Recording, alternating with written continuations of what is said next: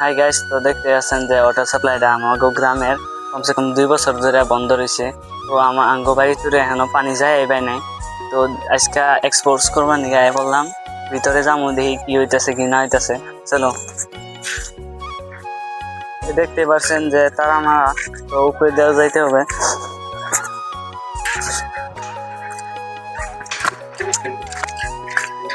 Finally দেখতে পাচ্ছেন আমরা ওয়াটার সাপ্লাই ভিতরে আয় পড়ছি। তো আপনারা একবার দেখে নেন সাইড সুইড দিয়ে, এখানে গাছ গুছালি হয়ে রয়েছে।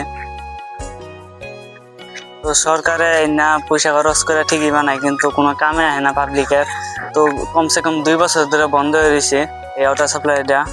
একটা মানুষের সার্ভে করবার আহে নাই, মানুষের বানায় হেল্পের নিগা, কিন্তু এখনো কোনো মানুষে আহে নাই সার্ভে করবার নিগা। তো আপনারা দেখতে আসেন, চলুন উপরের থেকেও দেখা একবার দেখেন নাকি পরিস্থিতি। তো দেখে নেন উপরের নজারা কেমনে, সারের মধ্যে ঘাস টাস হয়ে একদম সব শেষ হয়ে গেছে, কারণ 2 বছর ধরেও বন্ধ হয়ে রয়েছে। তো তলে যা দেখি যে পানি টানি অন হয় না নাই। তো এই যে দেখেন, মানে অন করবো দেখি পানি বার হয় না নাই, বসে তলে দেখি পানি বার হয় না নাই। তো দেখতে আছেন যে এটাও খারাপ। তো সরকার কি করতেছে না দেখাবার দিয়া। তো